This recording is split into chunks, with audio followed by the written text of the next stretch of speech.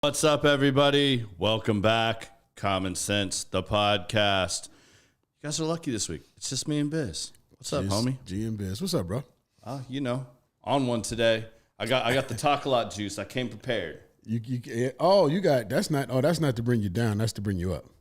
Yeah. A latte. Yeah.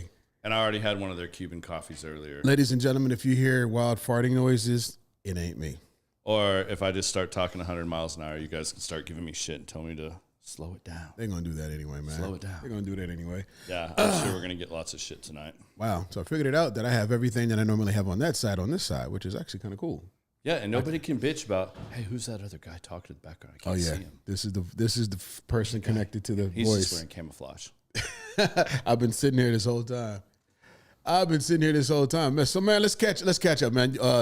Season so far has been really good. You've had a lot of people on in your industry, which is really cool because I've learned a shit ton. They're starting to be a little more open to it, man. I've got another guy that I really want to get on. I'm not going to say he said yes, but I think we had some miscommunication about like the time and everything, and I want to make sure it still works for him before I talk about it.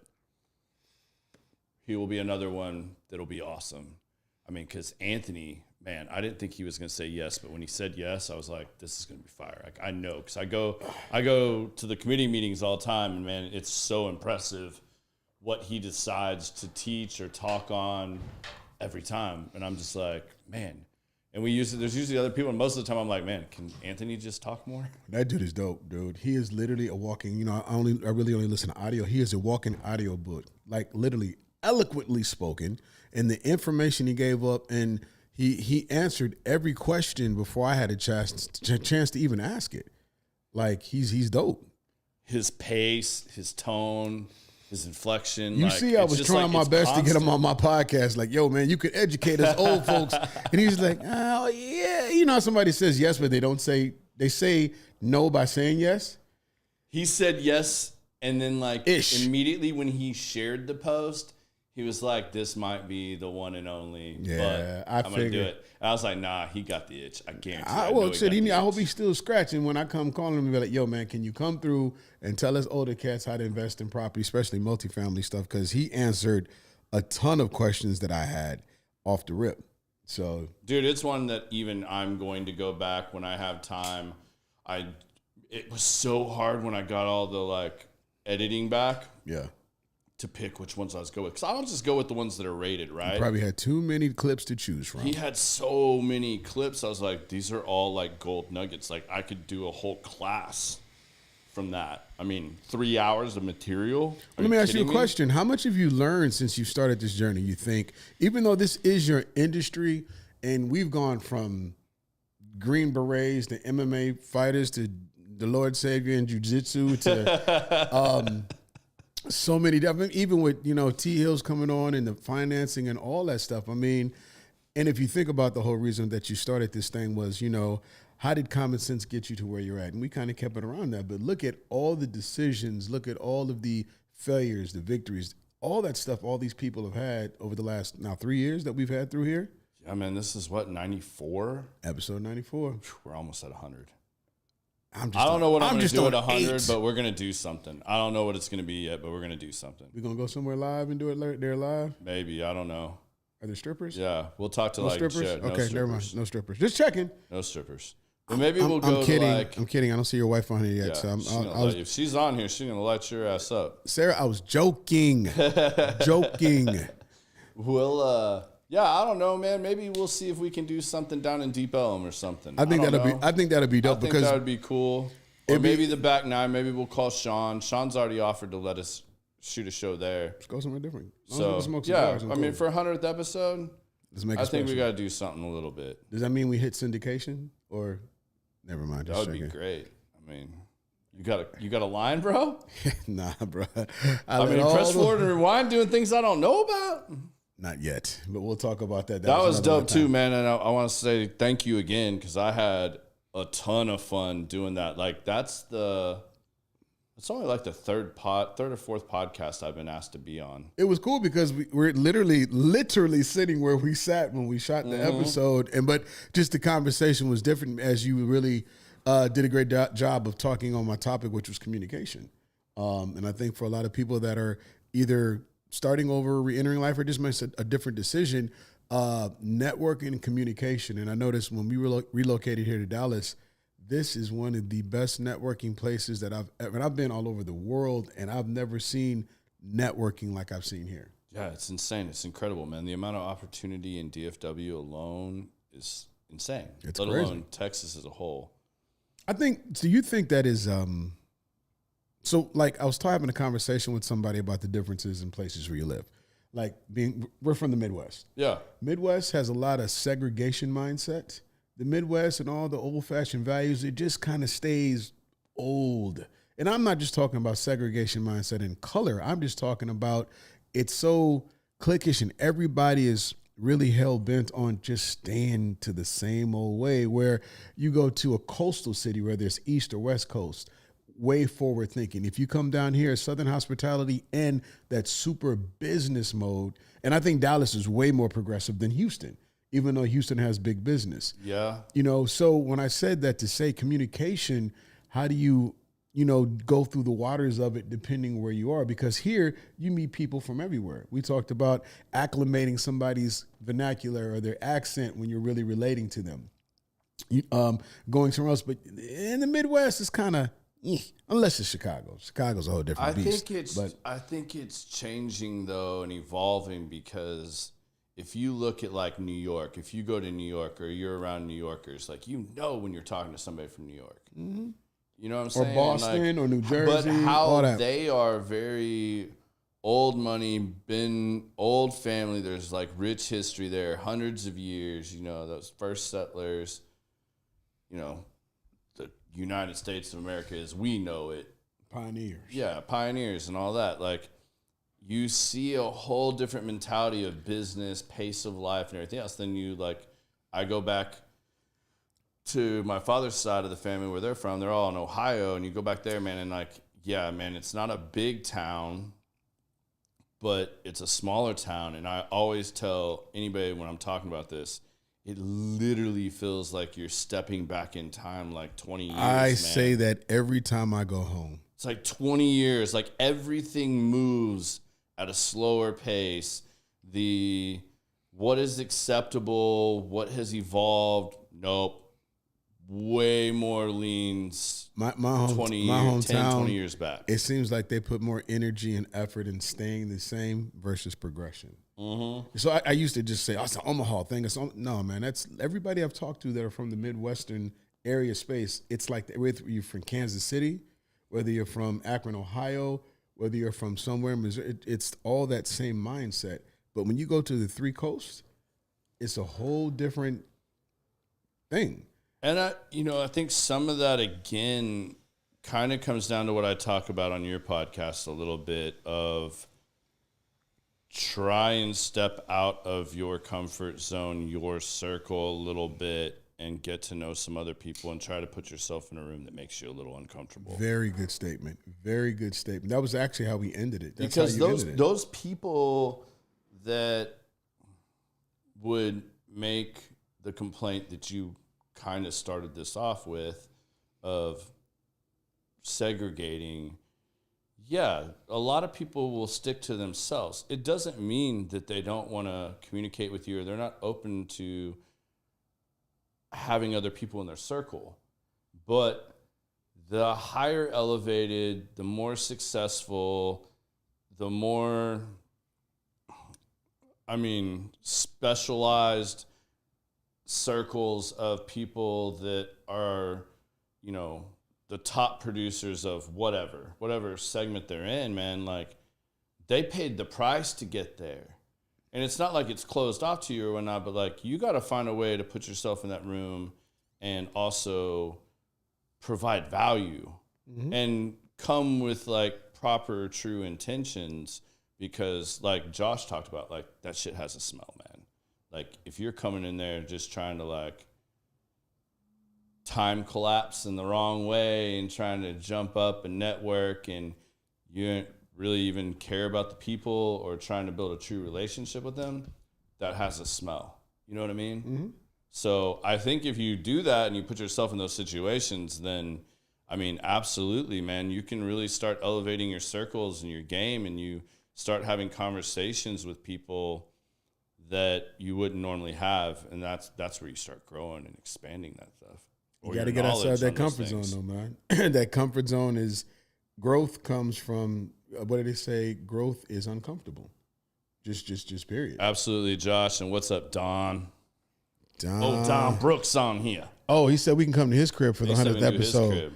I don't want shit falling on me when I'm sitting in front of your. Oh wait, is it too soon? My bad. I don't know what he's talking about. Did you see the picture? No. Dude, the whole middle, it's like one of my biggest fears at my house.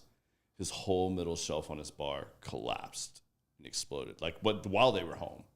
And you put all the good shit in the middle, right? Like that you actually like. Did the Japanese liquors get sacrificed? There was some of those. Oh my! Some of those. Sorry, y'all. Y'all have to been there. This man has one of the dopest, massive collections of rare whiskeys and wines and sakis and all that. And it's like, I don't know how many levels it was, 5 or 6. Well, maybe more than that. Yeah. I mean, he has the sides and everything like that, but I'm talking about the one that's on the back wall. He said too soon. Yeah, the one on the back wall. I'm talking about the whole middle upper. Okay, now we're going to change the subject right now because good gosh, I've seen that. I can't even imagine. And while they were at the crib, he just did it. Yeah. See, one of them old ass bottles was haunted, and it finally decided to get out. Too soon because we're going to talk about flat Earth later. We better skip to something else. Anyway, man, but no. So let me ask you a question then. And if anybody's out there thinking about ever starting your own podcast or doing something, because it is all of the rage, but it is a great way to share the knowledge of what you know. What would you say has been your most difficult hurdle to leap over in this venture that you've created? I think it's getting guests because that's kicking me in the ass. Getting the guest part is really hard. And it's not that nobody likes either one of us. It's just that everybody's busy lifing. And you need to have some plans for like today. Exactly. Like, I had somebody I thought was going to take this spot. Yeah. Another spot worked better for them. So we switched, and it got late enough in the week. And I just honestly, after doing press forward and rewind with you on Tuesday, not that we cut it off, but like by the time we did what we were setting out to do for that, I was just like, man, that really inspired me and kind of lit that fire under my ass again a little bit. Just you and I talking about it, that I was like, man, I want to keep talking about this. Like there's some of these things that I really need to like put in play. And now it is more just me than reasons why it's not happening. It's more just me, and that I need to put the time in to be able to do those things and have the conversation I need to have, get certain things set up, and make some decisions. So it kind of lit that under me doing that with you, and I was just like, man, I want to have that conversation a little more. And we didn't do a year-end recap because we had guests that just started like ready to go. So I would say, guests is one of it's the hardest thing to manage. It's the hardest thing to probably get people to agree to, and you have to make them comfortable. If you can't make your guests comfortable and that they really feel like they're just having a conversation, man, they'll have all kinds of hurdles and questions in their mind and things to get past, and it'll make booking them even harder. I think the people that try to be really controversial or are only shooting for what's trending and to talk about the most controversial thing, that's a big mistake. It's a big mistake. Like, you're not ready to bite that off. If you don't already have that kind of following, that kind of presence, don't try to jump in and do a podcast. Well, plus trending stuff is only trending for now. It may be hot today, but by the time your podcast airs or somebody catches up to us on that episode, that's old news. Well, I mean, guests will ask me like, well, what all can I say? Can I cuss? Can I do this? I mean, yeah, everything is set and geared that way. But at the same time, they have legitimate concerns. And, this is something I worried about early on. And this is kind of where I'm at with this and my thoughts on it. So one of the big things you're going to hear is I have a business, because I'm getting like people that are like CEOs, business owners, or sales guys, usually like something they say can directly affect their business. I mean, you come on a podcast that's got enough traction, or the person does the right search, or the person's looking into you or following you, and you say some shit, that can have an effect. And that's a concern. And it's like, well, if you're worried about that, then what subjects do you not want to talk about? I'm not trying to be TMZ. I'm not trying to dig up your dirt and shit and not air your dirty laundry on here. Like that's not the purpose of this show. So you have to really portray that, live that, and do that, or you're not going to get a lot of the guests you want, because if you can't make them feel comfortable and safe and feel like they can freely talk about the things they do want to talk about, like I would stay away from religion for the most part. I would stay away from politics unless that is your show. I mean, I wouldn't do it, because you better be ready to ride or die on it, because what this will teach you is that not everybody is your people or your tribe. Mm-hmm. And you have to learn that it is better to have 250 people that are part of your tribe and following you, and, you know, that are there for you and that have the like mindset or want to explore the same things. If you find those people, like, that's true legit people. That's no spam, bots, AI accounts, any of that bullshit. I mean, because you're going to deal with that shit too. So if you really just focus on, like, not everybody's going to be my cup of tea, and I'm not going to be everybody's cup of tea, but I am going to find my people, because there's a lot of people, no matter which way you go on any certain viewpoint or things, there's going to be your tribe and there's going to be the other tribes. You're not going to get all of that. So you just got to be comfortable with that and kind of know that going in. But other than that, man, if you do things right and just don't get caught up in numbers, it's like dieting, man. Like, if you try and die by that scale, you're going to go crazy. You'll drive yourself because insane. that scale is going to fuck with you nonstop. Yep. But if you rely on measurements, you're going to be a lot happier, because you're going to be able to see project better, because you're tracking things better. And it'd be the same thing. I would say have other measurements, just other than my shit went viral, I got 1 million views today, or I got, 5,000 followers. And it's hard and frustrating, because on each platform there's different parameters, and like you can't get monetized or advertised for certain things without that. So I would say too, if you're someone out there selling or doing something, support someone that's helping you put your message out there, someone that's building something, that's doing the things you want, or if you find value in it, like, because they'll tell you not to do like the Patreon thing and the subscriptions until you're at a certain point. And that's hard too. That's a tough decision. I think that but you got to find other values in it too. So I think going for the money is one thing, but if you really go to share a message, to build a tribe and all that, money is just a byproduct. And if it happens, it happens. If it doesn't, you're still able to communicate and grow your tribe, as you were saying. That's where I would also tell people, do something that you're in love with. Do something that you're passionate about. Do something that is a true interest of yours. Or maybe it's your industry, where if you put the time and the effort into it, at least you can become an expert on that one thing, because people will tune into that. I mean, like, there are a whole lot of people that do whatever that one thing is you do. Yep. Right? So that means your tribe, your audience, because you find people of that, and that's what you need to focus on. I just got a new client, and he paints miniatures like Warhammer and World of Warcraft. That's cool. I taught him and I showed him how to set up his camera, and he literally sets it up and he literally paints this thing. It takes 5 or 6 hours to paint it, so he does it in sessions. And then I'll take it, I'll edit the video down to about 20 minutes. He tells everybody how he does it, what he does, and boom, he posts it. And then when I was doing the research on how to edit this thing, man, there are millionaires out here, and all they do is set a camera up and show the technique to paint a small little gork from Lord of the Rings. But when you see these pieces of art, when they're done, it's just a little black plastic character. But when they're done painting and the details and light, it's amazing. And, that's cool. And it's a hobby. But these hobbies are now doing what? Making them money. This guy has, you think you guys have like liquors and stuff? This guy has over 300 airbrushes. Some vintage from way back when they first created them, some brand new, some special. I mean, everybody collects something, but this is his hobby and his passion. And now we've only done literally 2 episodes. When I say new client, but looking at what others has done and seeing his work, no telling what it's going to do. But just sharing that with the world in that positive sense, who knows? He'll probably pick up an airbrush sponsor. He may pick up somebody wanting to pay him to teach him how to do that, but he just does it for the love.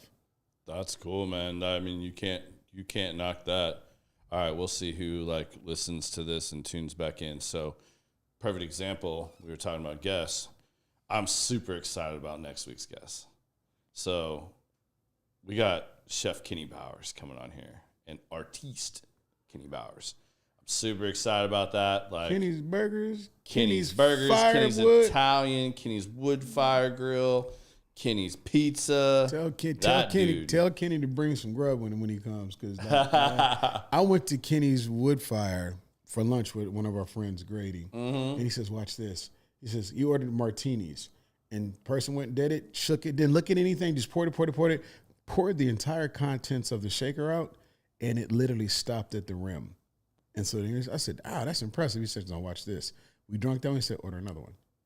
Same exact. And I'm saying this person isn't taking a measuring cup or nothing. No. But however they did it, and I mean, it goes to the rim and they shake it out till like a couple drops come out. Every single one they made. I've never seen anything like that. You can literally go in there and ask for a Grady.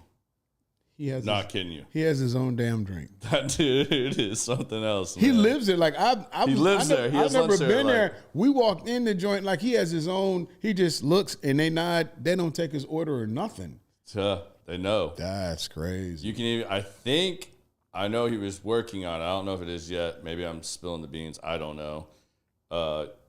You should be able to get Grady's mustard on their Cuban up there. And that's probably Cuban done. Is fire. Yeah, that's probably done. But yeah, so Kenny's going to be on the show now for all you entrepreneurs and cooks, and I mean, he covers a lot of bases. And I just know, and for the record, like, I don't know Kenny super well. Like, it's kind of funny how this is coming together. We both come up to ICC, so we both smoke cigars, and we both work out at the same gym. And we'd seen each other for years and not known this or who each other were, but then we kind of connected once we kind of like crossed paths here at the lounge. I'm not sure who he is. When you see him, you're going to know. Like, that's Kenny. Like, yeah. Okay. That's what I did forever. And like, so we work out, and then like, I think of him just as the business owner chef with all these amazing restaurants that we eat at regularly. Like, is he only North Dallas? Is he only up here? Yeah, just here, man. I mean, he does good for where he's at. I was just curious that he expand past. And not to give away too much, but like, he's found another passion now that's kind of bringing back his cooking passion more as well, and that's his artwork. We already got. Really? He's an artist, man. He paints. Dude. Wild shit. One of them guys that just does everything. I mean, but I get that, though, because I got the jack of all trades. He races cars, bro. I'm done. Never mind. Like, my story is totally irrelevant now since you cool said that. Shit. Like, damn. It's going to be fun, man. And he wants to, like, really dive in and get to talk about it. I mean, this guy's on TV all the time. Syndicated shit. I'm going to be mic'd up for this one next week. I'm going to definitely be mic'd up because I got some questions to ask him. Yeah, and you talk about somebody that's done amazing things, like the whole repurposing angle. Like, I'm not going to say any more than that, but, like. He said that last time. Fascinating. It's fascinating. He'll let him talk about it. Yeah, so it may get the debut here, even though he probably has friends that already know about it. But that is fine. So we talked about how hard it is to get guests. With the new venture that you're taking on, which I'm saying that it's probably still chugging along, and we're trying to figure that out with the next podcast. Yeah, that's on. But I know what motivated you to do that, but are you really hyped about it because you've seen that go-gettingness and what it took to do one? Like, we're talking about Kenny's. He has all these restaurants. Look at you. Now you're about to have a second podcast. I think that's what my hang-up is right now. Because you see how much you put into this one. If we're being honest, like, I'm like, I think everybody knows that knows me, or at least it's probably pretty evident if you watch the show. I'm either all in or I'm not in. And this has taken so long and so many little pieces to try to piece this together.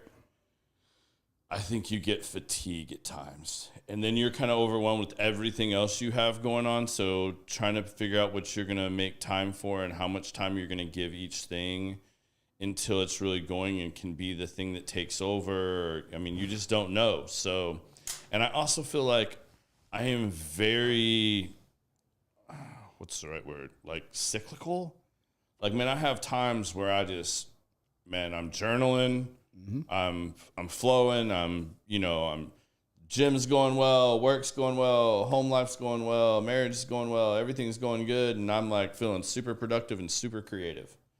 And then I have times where I'm like, man, I just can't do enough, and I get caught all up in my head, and I don't feel. You're human. Yeah. But I'm saying like that happens, and like I'm kind of in one of those funks right now, but like trying to get this podcast, and I've got some training things that I'm dabbling back into the speaking thing, and I'm doing some stuff to help with my business, and it involves doing some training courses. So let me ask you a question real quick. Excuse me for interrupting. But so I had to catch you there because my post today was just about what you just said. I don't know if you caught it yet on Facebook. My post today was about what you said. I didn't today. So I have not seen it today. Reading the 5 a.m. Club book so far, and that the chapter today was on that. And here's the thing that we all do. We all stay so busy to either feel successful, or that's just what we think our definition of success is. Listen to all the things you just talked about. So instead of managing time, manage focus. Pick one. Pick one. Now, you have your daily duties with your job, especially with your responsibility, but now you kind of have to pick one. And I have the same issue going on right now, editing and doing. So I interviewed 2 overseas editors today. I got 2 more interviews tomorrow because now you got to start delegating it. If you want it to happen, but you got to pick one focus that you can put all of you in so nothing slides through the crack. And then the other things, either they got to wait or it's time for you to get a number 2 to start heading up some things. And you know, you do that at work. I mean, you delegate stuff to other people, but it's kind of weird, the blinders we put on. That's work. So you just automatically think that's work. But when it's your own, we don't approach it the same. Yeah. A lot of entrepreneurs create companies and start another job instead of creating a business. Yeah, and you have moments where you think, Josh, I got you in a second. You have moments where it's not just that. And picking something to focus on. I didn't say it was easy because you have a lot of plates that got to spin. Some of it can be timing and making sure things work. And like you're going to have setbacks and different things. And then sometimes I feel like, though, it's okay to just take a break, take a step back. Like it doesn't have to happen overnight. You've spent all these years fostering and growing this idea, and it's changed shape and evolved, and it's still evolving, and you're trying to figure all that out, that you just have to give yourself a little bit of space on that. Now, you can manage focus the same way you manage time, though. Time block. So then the way I'm doing it now was something I did years ago when I first got my first photo studio after I graduated, was I time block my days. And I mean by that, so Friday, Saturday, production, shoot days, all that. Sunday, that's the Lord's day. Don't do nothing, do that. Monday, it's a light day that I learn. Because even everything that I shot and did over the weekend, sometimes you don't want to look at it again. You need fresh eyes, so take a break from it. So Monday's my day that I focus, and I'm saying it like this now, even though I just read this morning, but this is what I did. So pick a day that you focus only on. Discipline, too. And that is, I'm horrible at that. But I only focused on learning. So I would read, YouTube, whatever. Then Tuesday was straight up cull, edit, get into the grind. Tuesday and Wednesday. Thursday was prep for whatever weekend work I had. And I just lived life like that. And I'm mad because I haven't done that since. That's when I worked for And One. You know, And One, we would travel and go all over the country, all over the world, and then come back. And then I had to break the footage down and do everything and get that, and got into that cycle. We traveled Thursday through Sunday. Then I edit. I don't think I ever knew this. What? I told you I worked for And One. Thing. I've never told you about And One. You're serious. And One basketball. Who's the coolest person you got to see or watch in that scenario in N1? I mean, all of them. Hot Sauce, Helicopter, North Carolina. And then I actually was there when the old guys left, when Professional, all those guys But like, left. you even had some cool ass shit where like Kobe and Allen Iverson and them got involved with stuff. Like, did you get to be involved in any of that shit? Oh, you got to look on my thing. Me and I got pictures. So my roommate was Dennis Rodman. Like, I shared a suite with Dennis Rodman. Well, we had our own rooms. It was like an Airbnb in a hotel because we went on tour for a month. This is just one of them. But You're just seriously just dropping this like you shared a room with Dennis Rodman. What's the wildest shit? He's not wild. He's not. I've met him once, so I kind of had the same impression. He's not wild. As wild We as went he to is club- out on the outer surface. And that's the act. That's the act. But this dude got paid a shit ton of money to do nothing, while all the other N1 players would go out. So I have my picture. Hello, if you sir. look at my Facebook, I just took a picture with Nick Van Exel about 2 months ago. He was on the tour back in 20. He looked at me. I looked at him. I said, "Yo, like we reunited here." So it was like, and this is just one of many tours, but on this particular one, it was Dennis Rodman, Nick Van Exel, Gary Payton, Horace Grant, and Bonzi Wells. All they're on the tour with us. And Dennis got paid $15,000 per game. He played for 10 minutes, took his shoes off, threw them in the crowd, and sat down. Well, everybody else was on the floor, the whole thing, putting on this show.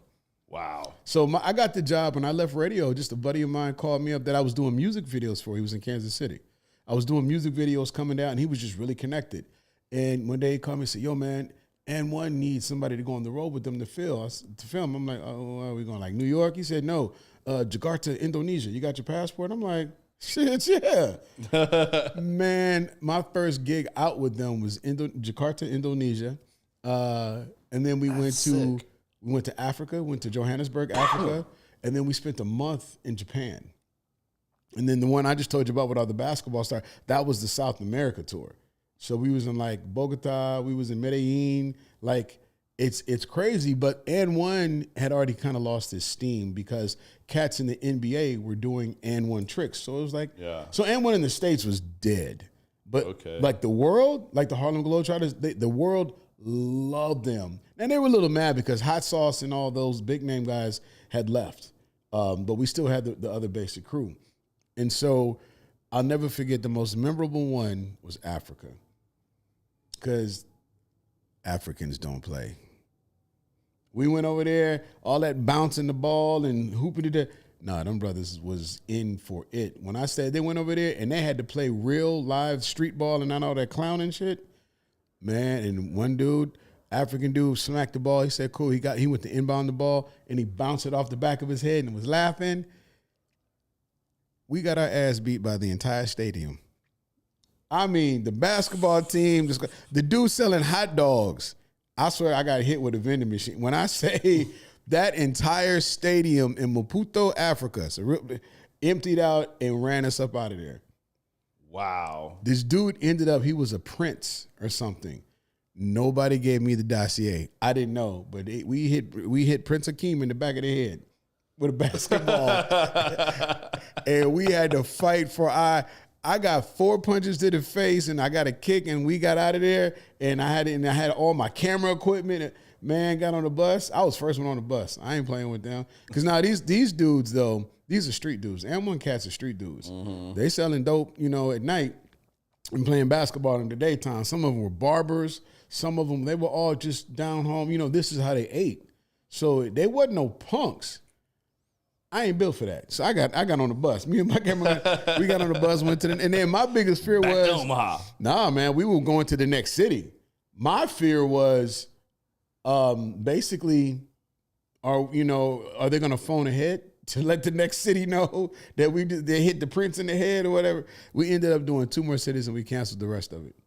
Wow. We went back the next year and everything was cool. All right, let's hit up Josh's question. So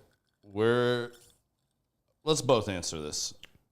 So Josh, my advice, if you are not 100% sure how you want to operate, work your podcast, and you just want to dabble your feet in it, I would call somebody like Biz and work out an agreement to have them shoot your podcast and see how it goes. If you do want to invest, I can give you, honestly, Josh, you can look up right now on YouTube, how do I begin my podcast with equipment? And there's a million things out there because you don't have to have thousands of dollars of all this fancy crap that I got to do it. You can actually do it with your phone. Yeah, Tim Ferriss has an entire, if you follow Tim Ferriss, he has a entire like blog post, something like that you can find online that tells you all of his equipment, and he's updated it over the years. Like, hey, if I was doing this, this is what I get. It's really simple. Like, here's your basics, here's your this, here's your that. But I mean, you could, if you want to try to figure out and learn, you're going to be trying to learn so many different things though. Like, I would highly recommend going the route I just suggested of find somebody that can produce your show and has the equipment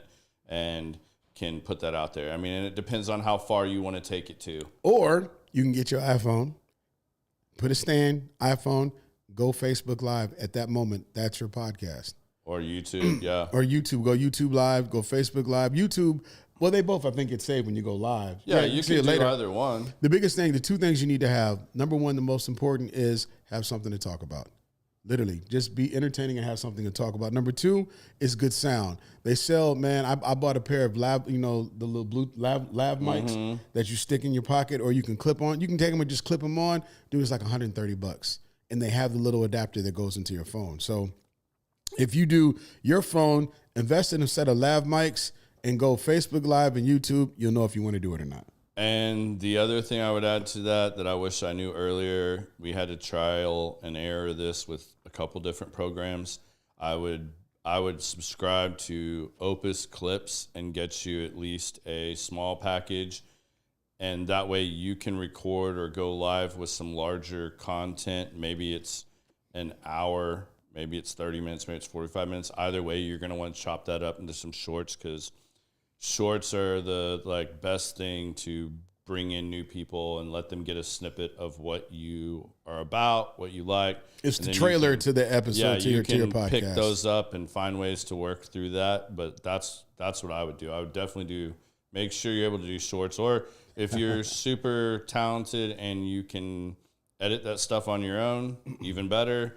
If not, you can also always go, I don't remember what the sites are, but you can find you like an editor in like Vietnam and Philippines and all these different things, and they'll edit your stuff. Now you're going to have to really teach them certain things. Just once they watch what you want, and you're going to have to edit and at least change the captioning and stuff. But now, if you do go live, there's no editing because what you see is what you get. So I think just scratch the itch, just test drive it, get your camera, get a little sound, and you don't need guests. You can tell us all about what you do, how you do. You can take us on the journey when you boxed, from start to finish. Just get comfortable. That's why I do daily posts because it made me stop being afraid. Start with that. Start with like daily posts. That is exactly. Start with a daily post of what's on your mind, like I do. Literally every day when I got out of the gym, put the camera on the steering wheel. I say what and it's normally stuff that I've read or been inspired by or I went through. And then once you do that, people want to know more. Then you just kind of grow from there. Yeah, JoJo, get on his ass. Oh Lord. If he gets this like board upgrade he's been talking about for a year, and this other camera thing happens, then you'll get to see the voice a little more often. I'll be like Robin on what's the boy's name? Batman and Robin. No, Robin, the guy that has the show, the original Gangster Radio, with the long hair that did Howard Stern. Thank you. They always had a little camera on Robin. In the corner. I wasn't getting the Robin thing. Oh, I get it now. No, yeah, sorry, superhero. Yeah, when you said long-haired weird guy, I was like, all right, I know who you're talking about now. Is he still alive? Yeah, Howard Stern's still rocking.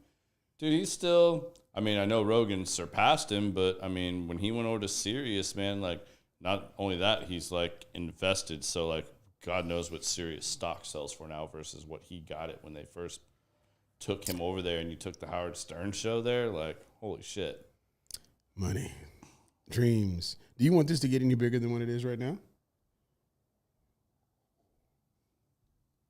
Common sense? Correct. Yes. Absolutely. Okay. I think it's going to be a balance down the road that common sense might not be weekly. It might be, it'll be the larger part, at least for the first year when we start the other one beyond the amplifiers. I can say that now. You guys seen some of the pages. You're already following it, and thank you. That will happen. There will be content. I just can't do it yet. That's going to be, we got to have a staff for that one. I'm sorry. We got to figure that out because that's going to be a lot. I mean, it's going to be worth it, but that's going to be a lot. It's an undertaking for sure to do it and do it right. I'm happy for all the lessons I've learned doing this. Yes, I want Common Sense to grow more. I will still do this, but until, close to 100 episodes in now, and like we said earlier, getting guests is hard, and constantly finding people that are willing to do it, that are good guests, that are good content, that bring value to you guys, and that I learn as well, because like that's a big part of this for me too, of Common Sense, is I'm learning too.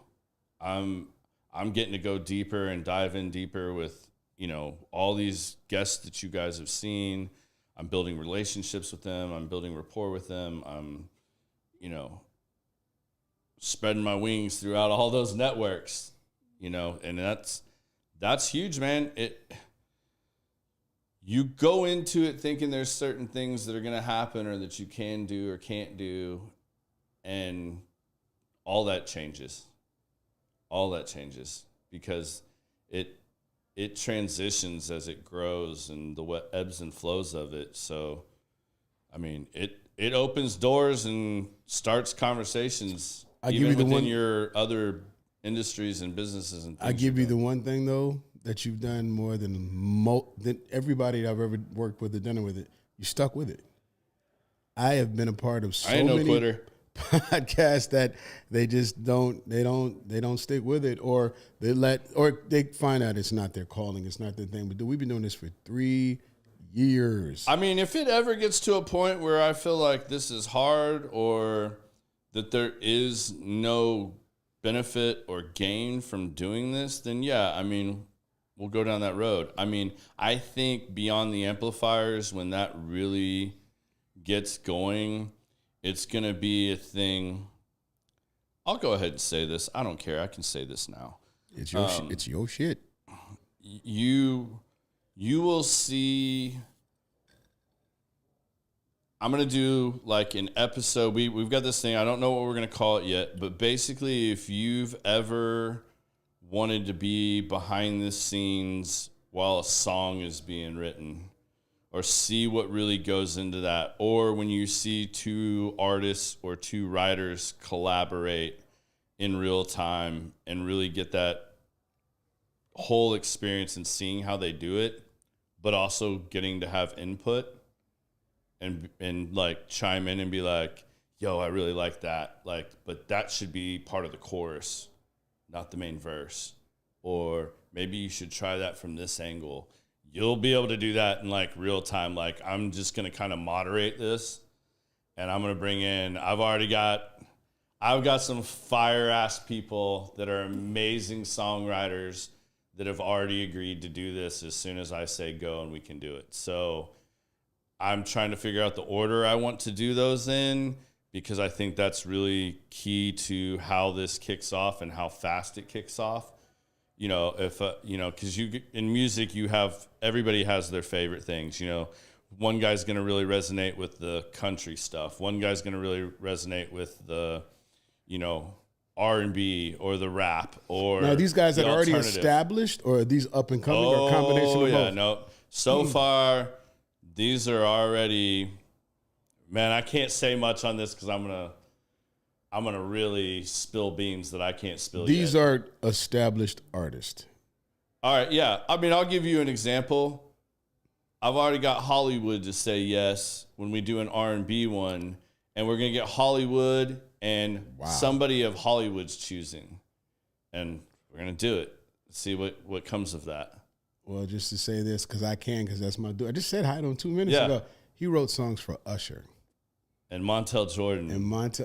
Okay. I mean, like, all right. Well, you see what I'm saying? Like, I mean, I can't say much else, but it is shit like that, and some that like is even shocking and surprising to me. Like, the guy that gave me this idea to do along with everything else I'm doing is definitely going to be the first one. I'm just not going to say who he's going to have with him yet, because there's 2 people lined up for it, and it's going to depend on availability. And it might even be a thing where he does one with one of them, and then when it works with the other one, we do that too. But Grady's going to do one too. And Grady's the one that told me and gave me the idea to do this alongside of everything else we're doing. So the other part of it's going to be some format of a podcast of me and the artist / band. And then if you're local here, you will be able to come watch this live, the podcast and the show. And the show is going to be them playing acoustic. So it's going to be really stripped down, really raw. And I mean, like, I'm talking, this is not just alternative being played acoustic. We're going to have people, like, I don't care if you're a rapper, an R&B artist, whatever. We're going to strip it down like you're on the tour bus or you're first tinkering with this song at home, in the studio, whatever. And we're going to do that. And they're going to have the option to record that show. They can put it out however they would like, giving proper credits and stuff, of course. But sorry, I'm looking for Kendrick's number right now. But we're going to do a lot of that kind of things. And though this is going to be subscription based, that's part of the hang up. So if you just want to watch the live show and you're not able to attend or it's sold out, because where we're going to start doing this stuff at is going to be really small at first. But I think if the place I'm looking at works out right, we'll be able to have at least 100, 150 people in there. Nice. So that'll be going on, and you'll be able to go onto the platform, watch the show live, you can watch the podcast live. So I think my goal starting out early on is going to be to try to get one of those at least every other month, like the actual show, everything set up, and then I'll fill a week or 2 around that with like common sense and a combination of the song writing exposure type thing. I don't want to say what I'm thinking about calling it or anything, like, because you haven't crossed that bridge. But yeah, that's kind of the whole thing going on with Beyond the Amplifiers. Okay, so let's get off the cuff. Let's just do something totally different. We're not going to talk about multifamily and all that. We're going to talk about other stuff. All right, let's do it. So I'm down. So we had this conversation, and I don't do this with everybody, y'all. So like, it's us. This is us. This is like this is truly a do. podcast where this is what we do. Yeah. So, you said you had a conversation with a guy that's going to come on the show because we have this whole conspiracy thing going on. He might. And if he's listening, this is not me saying we're going to do this. Trust me, me and my buddy JoJo had a elaborate conversation on this the other day about the whole thing about the earth is flat. And I just laughed at, whatever. Yeah, I'm not paying her no mind. I'm not going to believe it. It's round and then today, so I had to do this on Eric because I don't want to hear that. Today, we came across a fact that really messed me up that made me go, uh-oh. All right, so hold on. I want to add to this before we go down this hole. Because this fact is kind of messing me up. This hole here. So, yeah, I have a friend that I also do business with that asked me while we were having lunch about coming on the podcast. And I was like, well, what are we going to talk about? Like, I don't know that, like, we could do a really great podcast right now on what it is you sell. And I've done one of those with one of your competitors, so I don't want to throw that out again right now. And he was like, well, how do you feel about conspiracy theories? And I am not a big conspiracy theory person. Now, I love a good debate. I love a good conversation. And if you know your shit and you're not just regurgitating the bullshit that you would see on social media, all right, we can go down that rabbit hole. Certain people. I mean, I'm not doing this with everybody. Because there's some people that I've tried that with before, and, dude, it gets you might as well be talking about religion or politics. It's just not going to flow, right? No, I'm not doing that. But he asked me, have you ever had anybody on that believes in conspiracy theories or that has talked about one. And I was like, well, matter of fact, I have. Now that you made me think about it. Bigfoot, Sasquatch. My man like, Mark. Yes. I can sign you up, bro. You're going to wear a camera and I'm sending you out there and I want to hear all about it. And I'll gladly bring you on the show and let you tell us all about your Bigfoot hunting experience. I think it'd be dope. I know our Bigfoot guy. He done showed me some proof and I'm like, damn, I got to start believing this now. All right, so let's jump over to where our conversation started today. So this cat, I was impressed because we started out with, is the world flat?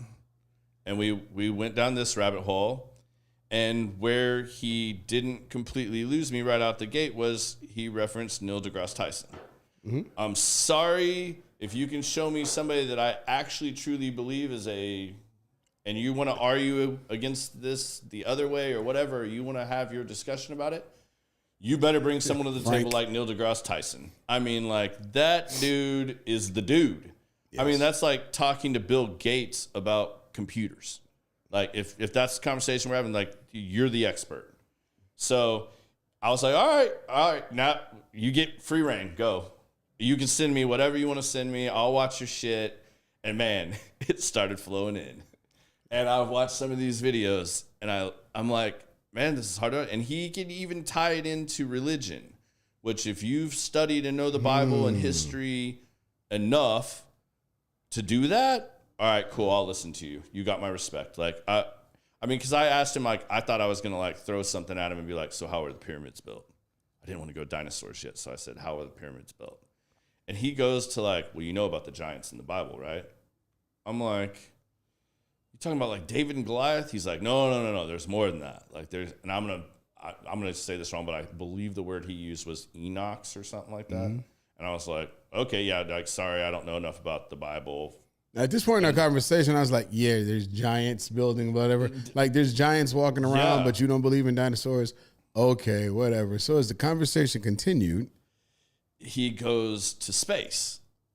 And whether or not we've ever been to the moon or any of the shit about leaving the Earth's atmosphere, and he goes back to the Bible again. And he's like, you know, and I cannot quote these verses and stuff. Sorry, y'all. Like, people are really good at this. I'm not. God talking about how water is above us and below us. That's what they said. The King Kong thing with Middle Earth, they said that's actually real. When they enter it, it is that. So, yeah, I mean, so, like, he's not just regurgitating shit, and he's not just, like, going cuckoo stuff and tinfoil on the head. But then I'm still like, I'm calling bullshit at this point. So the video I showed Biz, this is wild, y'all. Man. So, like, I've been, like, going to, like, the different, like, legit sites. I'm not clicking your links, too, if you guys start sending me a bunch of this shit. But I went to, like, so it's this guy commenting, and he's, like, live NASA footage, right? Like, from the space station.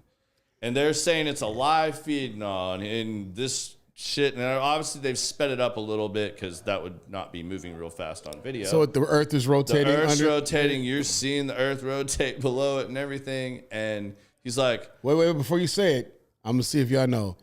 There's something missing. What do you think? I think JoJo's gonna know this. What's missing in this video? What's missing in the video? If it's showing like a downward view of the Earth. And like, it's a camera. You can see the astronauts, like, working on it and stuff, like, over here and floating around on this end. And you see the Earth, and the Earth is spinning, and they're doing their thing.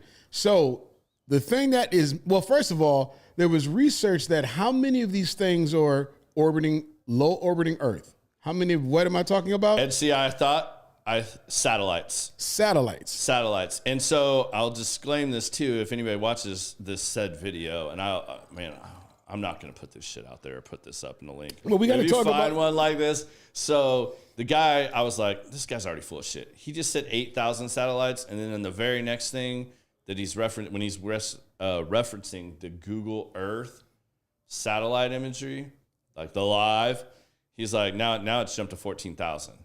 And I'm like, but then I like looked into that. We Googled it, looked at it, and it showed. So there's like 8,000 something known active satellites that are still working, so to speak. and then there's like 7,000 or whatever the number is floating out there, floating just out junk. there that like, unless it just crashes or lands or whatever, like I guess it's just caught in the Earth's orbit. Yep. Whatever. So yeah, it makes sense. So when this thing is flying over, you see absolutely no satellites. You don't even see stars.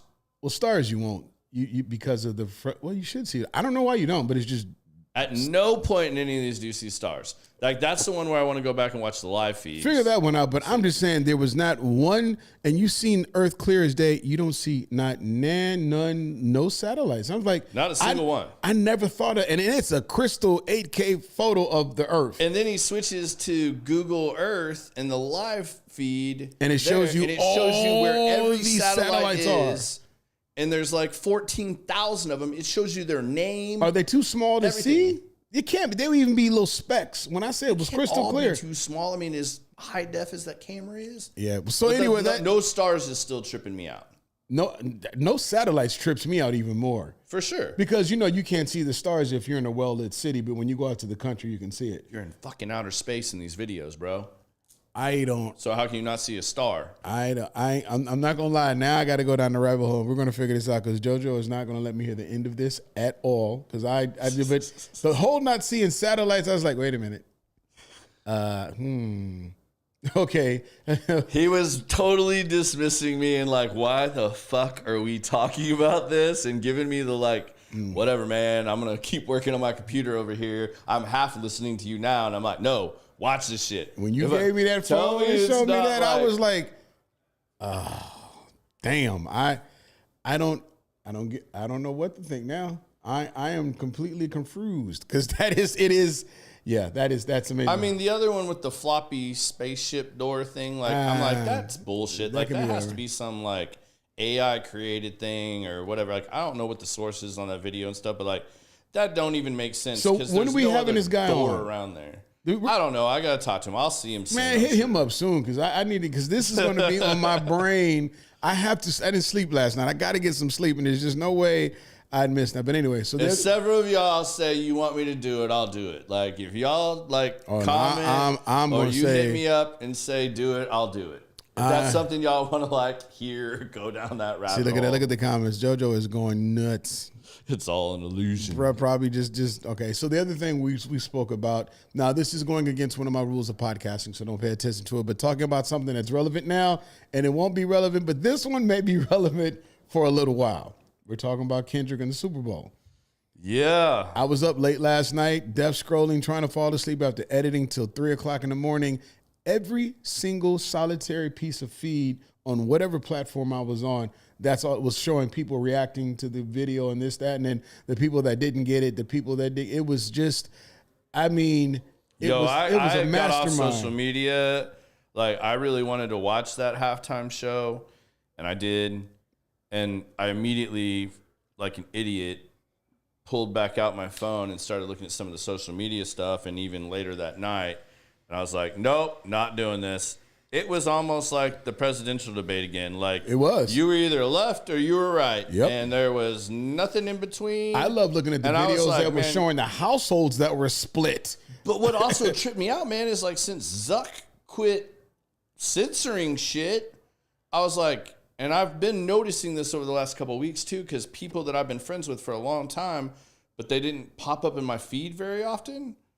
Now I'm seeing a lot more. And these are things that are like completely opposite of my viewpoint or what I believe. But this Kendrick thing, they made sure if you tweeted, you hashtag, you did anything with it, yeah, it made it to the algorithm like for sure, time. like instantly.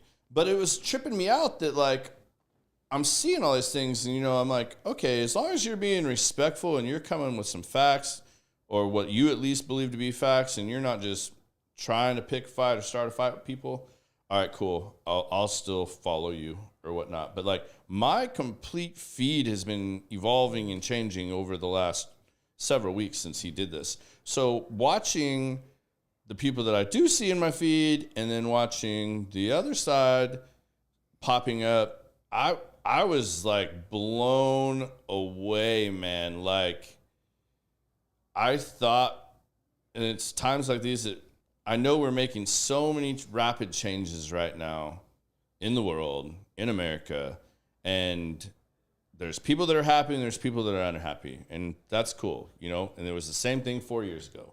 There are people that are happy and there are people that are unhappy. So watching these people fight and make the statements and trying to stand over the Super Bowl over a halftime performance was like mind blowing to me, man. Like, okay, I get it. Like, not every time is it going to be your cup of tea.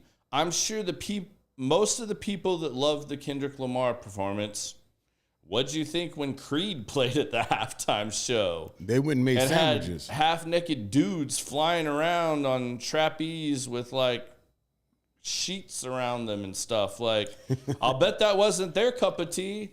But you know what? Like, step back and, like, respect it for the performance it was. And I get it. Like, and there was times that, like, I don't know, a lot of it could be me not having the best hearing in the world, but, like, and I listened to Kendrick Lamar, it was hard to understand him at times. And I think because he did different spins and takes on certain things that it confused even people that listened to him a little bit. Like, plus, I mean, you wanted to go back and watch it again. And he's huffing it because, like, the people like Beyonce and all them that do all that acrobatic dancing and they're still able to sing. Yeah. That brother don't do all. I mean, actually, I can't say. I've seen him in concert and he does do. There is a lot of choreography. But, like, I went back and watched it again and turned the closed captions on so that I could, like, really, like, get through it again. Really? The second time, just because there was, like, parts of it that, like, man, it wasn't real clear. Well, part of the problem was, too, it's not a problem, but after you've seen how intricate and the symbolism that was going on, you stop paying attention to the song. I know that song. I'm looking for clues and Easter eggs, and I'm so busy, like, what? Because I didn't even know that was Serena Williams until after. And then it clicked. I said, wait a minute. And I rewound it back. I said, that was Drake's ex-girlfriend, Serena. Because SZA, he dated SZA before. I saw SZA, it right when it was like, happening. I was like, holy shit, Serena Williams just crip walked on at the halftime of the Super Bowl. Yeah. Holy shit. And that's what people don't understand, that he was so masterful in his still destroying Drake, but then he was also saying stuff. You know, first of all, Samuel Jackson as Uncle Sam. I was like mind blown. I was like, uh-oh. He didn't, and this is what's so funny because some of the thing, and this is where I want to do this with you. Like, to me, this is interesting. If you couldn't get past the fact that there's a rapper on here that you would call or say is mumbo jumbo and you don't understand any of it, and maybe rap's not your thing, but you couldn't even appreciate the visual performance or the symbolism, when, holy shit, man, like, a whole big portion of what he did was he was killing the media too. Like, that was part of his message. Turn your TVs off. And, like, don't let them divide you. Like, when he came down the middle of the flag, taking this, like, and I mean, like, do you think that Samuel Jackson would portray something to the point that he thought it was disrespectful, or I don't even know the right word, dishonoring his country? Yeah, I mean, like, he was like taking on the role like he had as the headmaster in Django. And he even did a whole little thing on that. And, like, you see all these different things, man. And it's like, at the end of the day, for me, it's that we're so indoctrinated to a certain point of view. This is the point of view that it's supposed to be. So when somebody else sees it, when you see somebody else from their point of view, some people just can't take it. It's like saying, but how did this go so far down the whole, like, the big things I'm seeing is like, man, you'd think racism and, like, apartheid and everything else was it had socialism and full everything blown, and that this was just a race thing. No, man. And do you know us Squid and them Games thing? Like, I think his words at times confused people. Like, they thought he meant only black people. No, have you seen Squid Games? No. Yes, so, but I'm just saying, like, that's the post I'm seeing. I'm not saying, well, like, that's my opinion. no, I'm saying this. No, it's not yours, but people don't understand, like, the Squid Games reference with the X's and O's and all that, not only it had duality. So the PlayStation thing was dissing Drake and Sony and that sort of stuff. But Squid Games is a hierarchy thing. Squid Games is the rich watch the poor fight over scraps to the point of death. And that's what things are developing into. I mean, like, people were not, and then you can't say that to anybody in that, because their opinions are their opinions and they're set in it. So where we all say that, wow, look at all the symbolism, and we're going to stand on business to that, somebody else could say, well, he was this. You won't be able to change it. But that's the thing about it. It's like being a Marvel movie fan. We look for all these Easter eggs based on the history of knowing these comic books when they were in paper versus somebody that looks at it from a point of view of what they don't know. And that's what just makes it super tough to explain to somebody that this had a lot of political and social and all that economic, in it. And he was whooping Drake's head at the same time. I mean, I was just kind of like mesmerized by it. But yeah, Frank, I agree with you too. I think that game sucked enough that everybody was watching it so hardcore. You know what though, Frank? You're right. I ain't really heard shit about and Chuck, my dude. The Eagles winning. It's not a big, it's not really been talked. It's all about here in Kendrick. Texas. Well, yeah, especially here in Texas, you're not gonna hear nothing about it. But I've heard more about Kendrick's performance than I've had about the game, and the game was whack. The game was horrible. Yeah, I agree 10,000% on that one, man. The game was horrible. Yeah, but I mean, it's just, I don't know, man. I was interested to hear your take because I thought it was like a pretty genius performance of what he put out there. And man, it was dope. I didn't see why so many people had such a problem with it. I mean, I get it, it's not your cup of tea or whatever, but like, you act like it was a bad performance or that he did something super disrespectful or that he offended you. Like, these women, I mean, SZA and Serena could have been dressed like every other halftime show is put out there, and it wasn't. Everybody was like, everything was probably, I mean, like, your kids could watch that and not be like. Justin Timberlake pulled Janet Jackson's boob out. Right. Like, not. I'm just saying. I don't feel like the wholesome. divisiveness and the I'm for this or against this was near as bad with that. But we're in a different. I mean, it was dramatic, but we're in a different age now than that. Right. Than then. So we're in a more desensitized. Super desensitized, man, and just it is what it is. So, but hence the way of the world. That's the way of the world, man. Just nothing else we can do about it, man. But what's JoJo asking here? Aren't we glorifying? So JoJo wants to know: are we glorifying the pettiness to a certain degree? And I do understand the message through it. This then. So, do you think anybody would have had any interest or caught as much as they did if the Drake situation didn't exist? So, if he didn't do that, because everybody, the bad part about it, you can't even kind of say that because it was all about, will Kendrick perform this song? Nobody really caught everything else. They were wondering. All the reaction videos are when he does the Drake disc. All right, here's my thing with this.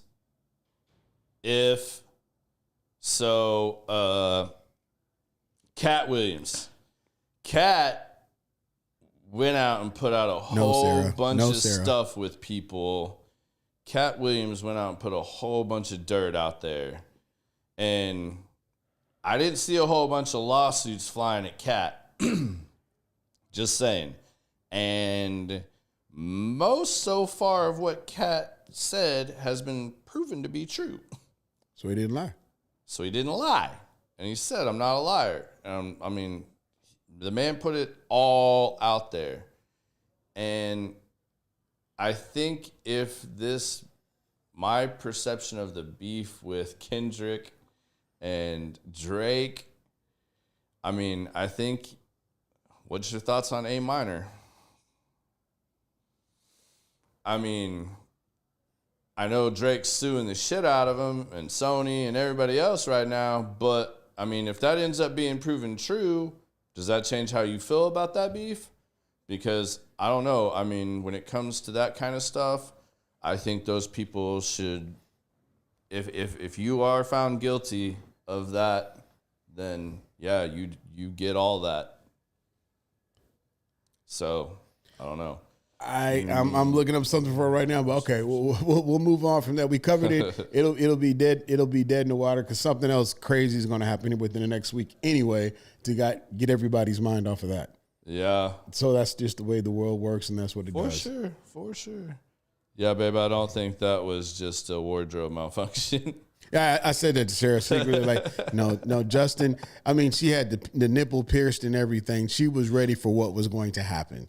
That was just that. But like you said, the recourse in that, it was a big deal, but it was nothing like this. But we didn't have social media like this then either. No. We didn't have, if we had social media and Janet Jackson's boob popped out, bruh, you don't think that would be on, well, it was on foreign people. That would be, it's still a meme, I think it is. I think they made it a meme after the fact. Some of these people with their comments and their posts where they're trying to like get real philosophical on this whole thing though, they need to type what they think they need to say, and they need to run that shit through ChatGPT and let it do its thing, because some people are sounding really, really ignorant and really just, man, I don't know. The world is nothing but social media has made everybody get on their soapbox. Everybody. A lot of keyboard warriors. A lot of keyboard warriors. And I mean, but also it's good because people now are able to express themselves and be themselves. And sometimes it's good, sometimes it's bad.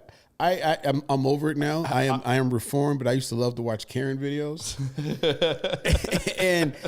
But I'm talking about Karen videos when they actually gets their just coming up and when they do it, and I'm like, man, I can't wait to run into a Karen. I'm gonna have my Karen moment. Now I've witnessed some, especially I don't know what it is about people and getting on airplanes and acting stupid in the 21st century. Apparently, it makes you lose your mind, man. The two Karen situations I witnessed were on planes. How does that make sense after 9/11, man? Like, aren't you scared to act a fool on a plane? Because entitlement is really rampant. You thought COVID was bad. Entitlement is off the chain. Everybody thinks that they're just indestructible. I don't know. Or their opinions to break the law and defy the law. It's crazy. So, anyway, I digress. We said we was going down a rabbit hole today because it's us. Y'all stuck with us. My bad. Yeah. I mean, y'all got questions. Y'all want us to talk about something too? You can throw it out there. Pettiness. Y'all, most of you never do, but we can go for it. Some do. Some actually chime right in. Frank, Frank. And Sarah, yes, I absolutely got that. I was just trying to draw Biz to it because I didn't think he'd seen it yet. Oh, talking about, I said something to her. Old man trying to look at his computer back there. Oh, the peeps is good. I just think I got low iron or something. But otherwise, everything else is good. So let me ask you, nope, this question is so irrelevant and stupid because I was about to say, so what are we going to see in the future for common sense? But we just talked about it. Yeah. Common sense is going to kind of morph. Well, it's going to have a sister or brother, whatever you want to say. Yeah, it's going to have a counterpart for sure. And, yeah. It'll be good. It's going to be solid. Common sense ain't going away. I don't want to say that, at all. There are still people, and when I meet people, if I feel like that story or their message or their knowledge or their failures and their successes could help anybody or that there's something to learn there, then yeah, we're going to sit down. But I do think the other show it'll eat into the time. I'm not going to be able to do my day job, my personal life, my family life, and a common sense episode during the week and everything that goes into making that happen. Your girl and then kick your ass. Then do the music one. There's just no way. Well, I will challenge you. They're gonna have to alternate. I'll challenge you then. So I say let's do one episode somewhere, somehow of common sense before we get into behind the amplifiers with the live audience. Yeah. Let's figure that out, where we're going to do it, how we're going to get it, and let's have a crew of people and have a good time. Yeah, absolutely. Challenge is made. It's public. It's right there. We'll see. We'll see how we can make that happen. Well, man, I think we kind of caught up. I think we caught out of, AKA, I'm running out of shit to say. That's bullshit. So what's your, I want to hear more about Press Forward and Rewind. And you guys, he ain't putting it out there a whole lot. He is a little bit on his page. I am go trying. Subscribe, follow that shit. Go out there and find his stuff. If you're old as sin and trying to start over again, that's what I talk about. That's because I'm old and we talk about stuff. But it's the challenge. You know what? Yesterday, because I pre-record mine and then go live. Yesterday, I record 3 episodes. You know, back to back to back to back to back to get them caught up, so I can kind of stay ahead a little bit. Thought I was going to do it weekly. Nah, it's bi-weekly with a prayer because of what you said, and I haven't blocked my time to actually dedicate a day to making sure, because I'm a one-man band. So I'm taking care of client work and trying to do my own thing at the same time. And, you know, and I was trying this go to bed at 10 o'clock thing, but when you're the only one doing it, hence why I'm trying to get an editor, you know. So what's been the hardest thing for you so far with the new podcast? At first, guests were easy. For the first 8 episodes, easy. And I love you book yours so far in advance that we look at the calendar. I'm trying to get to that. So for me, literally, it's just guest. Guest, well, no, and then picking a topic for that guest. So I'll write down a list of topics, and then I need to find the person that can speak on it. That's been a little bit challenging. But, you know, because I really want to keep it in the pocket of that every episode will let somebody go back. If you have like Tony Hills, you know, hey, if I'm over 50 for retirement, what do I do? That's what we talked about. Yeah. You know, I really want to get back out into the world, or I want to try something else, but I'm not great at networking and communication. I got an episode for that. You know, when my cousin came on, she's a life coach. And when you talk about the 5 people you surround yourself with that influence you, you know, she's always said she's had a personal board of directors. What they wanted, that's her episode. So finding people to help build this, because the end goal for me is I'm going to actually create a guide for starting over after 50. And I'm going to just take information from each one of those episodes. I've already got the chapters written out. I am just trying to find people to make sure we match it. But as the rule of the algorithm world says, content is content. So if they're not exactly striking the point, I'm going to have to ease back on some of my parameters and start getting people on. You know, I'm probably going to start bringing on people that are in the journey now. Well, I think what's easier for you, you know a shit ton of people as well. You're super connected. You network the shit out of yourself. And I think your podcast is more like Beyond the Amplifiers, whereas that's very defined. Common sense is not completely defined. We talk about Bigfoot and we have, and as you guys know, we have like people from all over. But the main theme is defined. That is, you know, how did you use common sense to get to where you are in your journey? Yeah. But what's funny is we don't really like dive into quote unquote the end. True. I mean, like to really like just narrow it down to that. But it's a great summary. This is where I wish I had focused on personal brand more than common sense, looking at it like a business. If that makes any sense. You're a human being. You can change it at any time you want to. Yeah. But, you know, you got a certain point there that you want to stay in a lane to a certain degree. Mm-hmm. So, I mean, that's just something else that comes along during the time. But I think that is going to be your biggest challenge down the road. But I think it's also the thing that's going to help you the most is press forward and rewind, life after 50. That's a very specific thing. So you can come up with the type of questions, and with the person you know, what is their space, what is their expertise, and if they are after 50, or what would they go back and do, or what would they do, and just keep staying on that, man. And I think that I think you just gave me something, because the question or the thing that all of us said is talked to my brother today, and he said the same thing that I said in like a conversation right before that. If I knew then what I know now. Absolutely, JoJo. If I knew then what I know now, it would be just, you know, and I think everybody would like that redo, that reset. Well, I mean, I think that's almost like, I think that should be like your 2 cents. That's your version of your 2 cents. Okay, because I'm assuming the majority of the people are over 50 that you're having or close to 45 and up or whatever. Well, There's season 2.0. Thank you for the clarification. Yeah. And it just sounded so good at 50, but I think I do need to broaden that so it doesn't close anybody out. Well, I ain't. But it's like going and asking, like, because we say this all the time. If you could go back in time and, you know, tell your former self something, or what piece of advice would you give 20-year-old you, or What did you think was really a big deal at 20 that now you look back and you just want to go tell them like, hey man, chill, it's all going to work out. Like, if y'all want something cool. Like, is that, if you go back and just YouTube Dave Chappelle, did you see that episode when he did that? 20-year-old Dave, 30-year-old Dave, now 40-year-old father Dave. Like, that's a perfect analogy of that. Yeah. You know, and people are interested in that, man. Like, what would you do? Just like a question I've thought about that I want to throw in there. Not with every guest, but some guests I always think is a fascinating question that gets really cool answers is, and I'm going to ask you this, and I think we did this at one point in like season 1, but if you could go back in time to any point in time and it didn't matter, like there were no limitations, like as far as your stats, like if you chose a time period where you could also specify like, hey, of this status, or I wanted to be in this part of, like, obviously if you picked medieval times, like you wouldn't want to be a peasant. Oh, not a time in my life. Right. Yeah. No, not a time in your life. No, any time in history, what point in time would you go back to?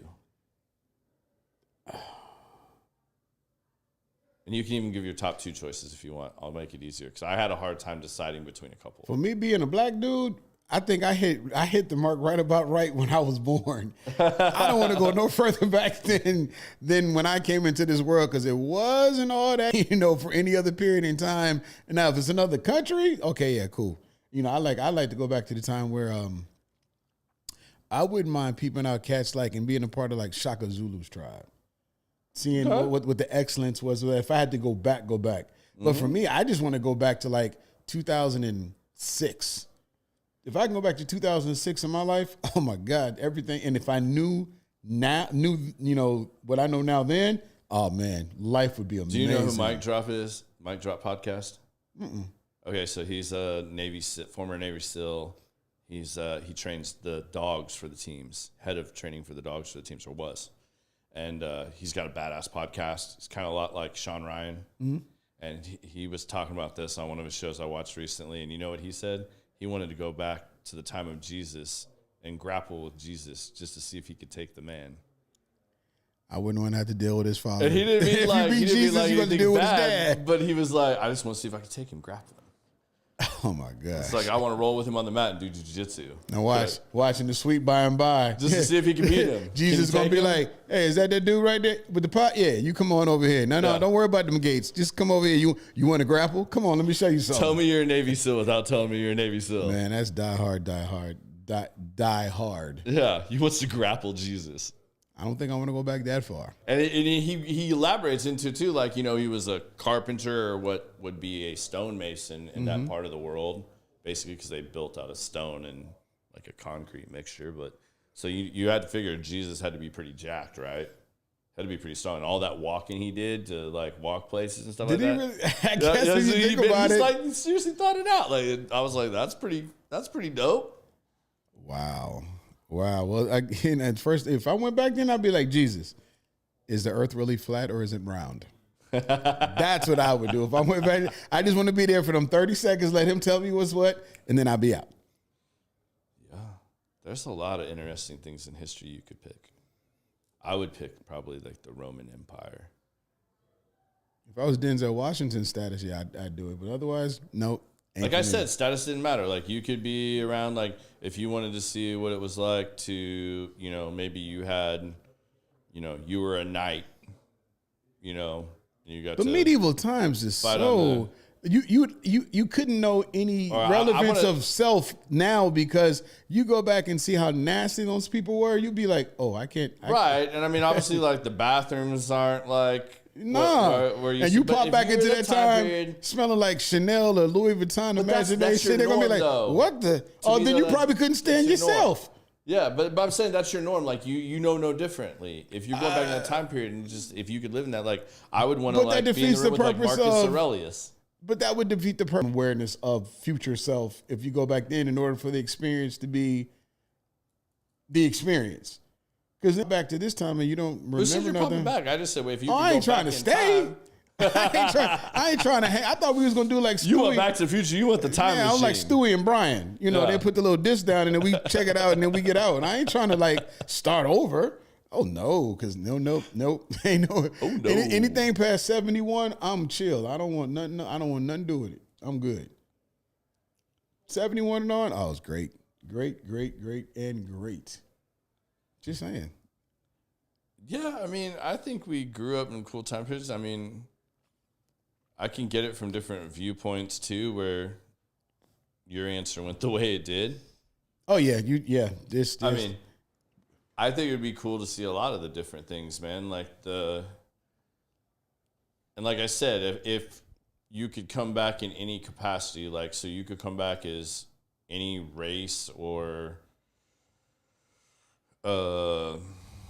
culture or, I guess I never really thought about religion or if none of that mattered, like you could just like clear things, like to see like the Roaring 20s or something like that. Like that would be What's cool. so crazy about what you just said, that's literally what was in my head. Like I was a millisecond in saying that. Yeah. Just because I mean, like, how cool did that have to be, like, in that time period to, like, see that happen? Like, that had to be, like... I only say it because I've seen the movie The Great Gatsby. But that's like, has to be, like, an equivalent of us getting the internet, right? Like, like, that had to be cool. I wouldn't mind witnessing famous people and famous things. Like, I would love to have met Albert Einstein for real. He's there. The biggest thing I have an issue with is, did we really create the things we created? Well, did Henry Ford actually make the first car? Did the Wright brothers literally fly before anybody else? Because if you remember in World War II... Are you taking this like pyramids or... No. Just this is a simple question. Okay. It's like, so how is it that when we got into war, we weren't the only one with planes? Did we sell our ideas to other countries? Did other countries develop them at the same time we did? Or now I do know for a fact that other countries took our technology and made it way better, because the Germans had jets before we did. Yeah. So I'm just curious, did we really fly first? Or we're just giving that, nomenclature to us because that's when we first discovered the flight, because there was no internet. We weren't looking at people's plans online or nothing like that. But I've always wondered that. All the especially with war and Ricard, things like that, were we the first ones to come up with it? So, all right. We're going to jump back to the earlier rabbit hole just because now I want to know your answer to this. So, like, I was a big fan. Like, I love history. And like, the Greeks and the Egyptians, like, really, really fascinated me as a kid. So, what do you think on, like, how the pyramids and stuff like that were built? How we don't have any, like, evidence of, like... I think it was... See, and that's my problem, because I really think it was just genius-minded individuals that understood, and these were the originators of geometry and all these other things. But you told me something that messed me up, because I can't say this. Hold on. Yeah, you can. Hold on. I think I'm about to say what you're about to say. I don't think so. It was no evidence of anything being pulled or you can't pull that big stone up a mountain without scratching the surfaces of the other pieces of stone. There was no, and you're in construction. There was no damage to any of the structures as they were built up, to show that there's no way you can just take it and place it on top. You would have to drag it up the side. And right. They said that it showed. When you also see that now that we have the technology to do it and like take little samples and stuff, the things mixed to make the blocks, we'll just call it the concrete, right? Mm-hmm. If the cement you mix to make the concrete only comes from this area that is like 100 miles away, and you're making this big ass block, how the hell did you transport it from there to, what I'm saying? Oh, it's Lord. Crazy. JoJo said even the Egyptians believed the world was flat. Okay, but that's fine. You know what? For the next couple of weeks, the world is flat. Fine. The pyramids, and everybody's going back to aliens. Everybody's going back to aliens and another something. People have said aliens have always lived among us. They've already been here. They've been watching us. I don't know. Is there aliens? And that's okay. I have only 15% left on the battery in the laptop, because if we go here, it's going to be out of there. But that's when the whole thing with religion, aliens, and all that stuff kind of, is it the same thing? Is it not? Is it? Yeah. I mean, good grief. And here's the thing, just to cap it all off. Are we the only ones that care about this stuff to the degree that we care about it? Or do other countries have like nerds with tinfoil hats on and it's a big thing? It's I know. I would love to talk to some people from different countries on this too, and like see if it's that big of a deal in their country. Because I mean, it's got to be in certain places, though. I mean, you think about it, like Stonehenge. I mean, like right. they've got to have some.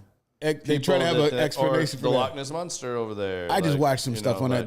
They actually kind of debunked that because it's a big ass. Right. There's a big fish that lives, and not just one. It's several of them that live over there. But we take things and kind of run with it. We sound like the old podcast now that they used to have here. I know, right? It was Bigfoot, Ghost, and Aliens. Ghost and Aliens. Ghost, we're out on that. I won't even waste your time on that one. But yeah, we don't. We can go back to other stuff. I digress on that one for real. I'm surprised we haven't got. Josh was talking all this noise about trying to disrupt our show and all this, and he can ask me more questions. Josh has been on the show before. I know. Was it before his fight? It was before his fight. Yeah, it was before his fight. Was he getting ready for it? I don't think he decided to do it yet then. He was definitely doing it. I mean, he had that like streak of like, I don't know how many hundreds and hundreds of days of not. Josh is a guy that works here at Industrial Cigar. He's one of the guys here, but he was just doing boxing for exercise. Yeah. And then they said he got good enough that, hey, why don't you go out to Vegas and do this amateur thing? And Josh is, nice guy, whatever. But then he fights a gargantuan fireman. Who's now like boxing on the regular. So that was this dude's destiny. And of course, that's what they put in the ring with Josh, who's just hey, I like to just keep in shape. Luck of the draw. What Mike Tyson said, everybody's a fighter until you get hit in the face. And it's not that's not fun. And to think about it, these dudes are doing that for 12 rounds. 2 or 3 rounds, you don't realize how much you're moving, exerting energy, and they're doing it for 12. Like, that's crazy. MMA the same way. You're trying to kill the man in the cage with you for 3 or 4 minutes. Man.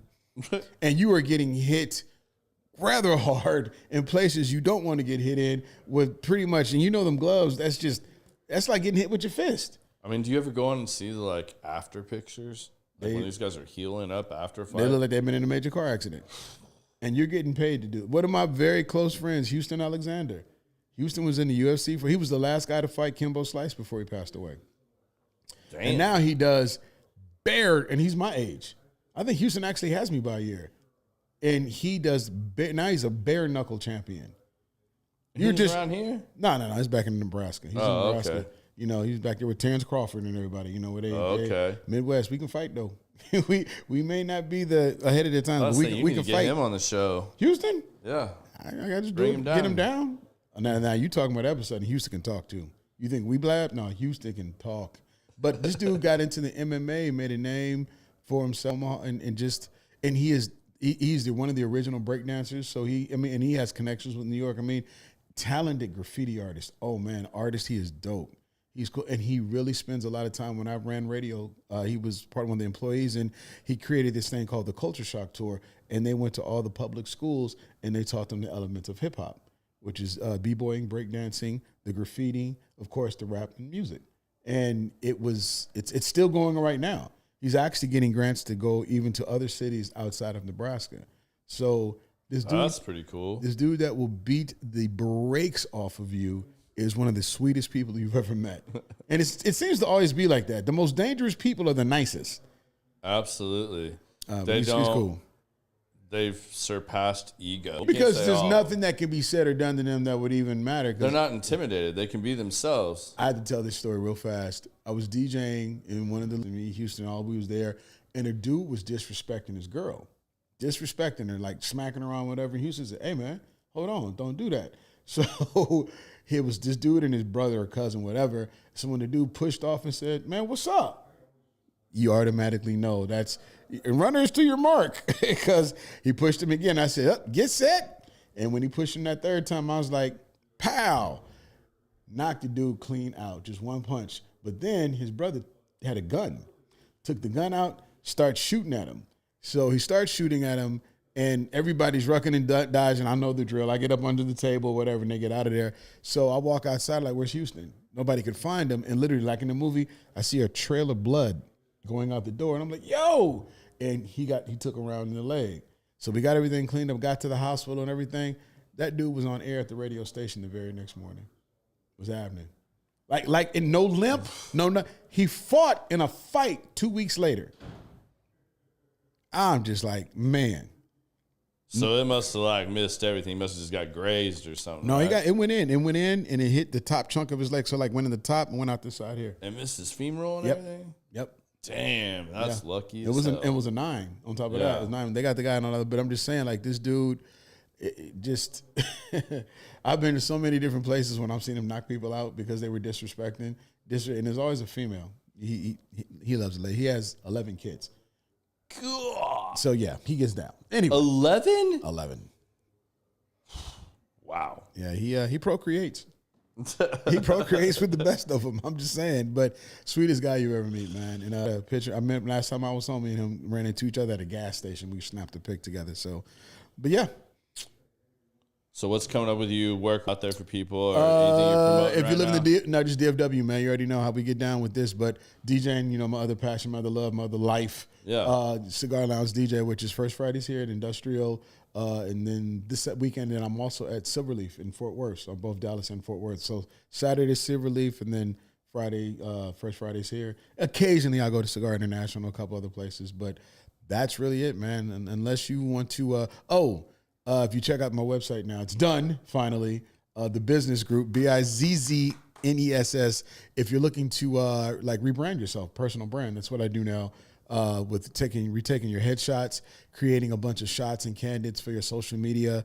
You can use it when you speak, things like that. And I also let you produce a cinematic reel telling the world who you are, because LinkedIn is the professional Facebook. So these assets do great on there. LinkedIn is sick now. It's like everybody is like flocking over to LinkedIn. Like LinkedIn, yeah, has been LinkedIn, growing and the this show is why this tremendously. is important. I get a lot of clients that are realtors, anything. It's really big, especially if you're starting your own brand and doing your own thing. Huge for that. Or even So- like the commercial things. Like you had me watching that like commercial. Oh yeah. I video. have a company that have an energy drink. So I mean, just products and things like that.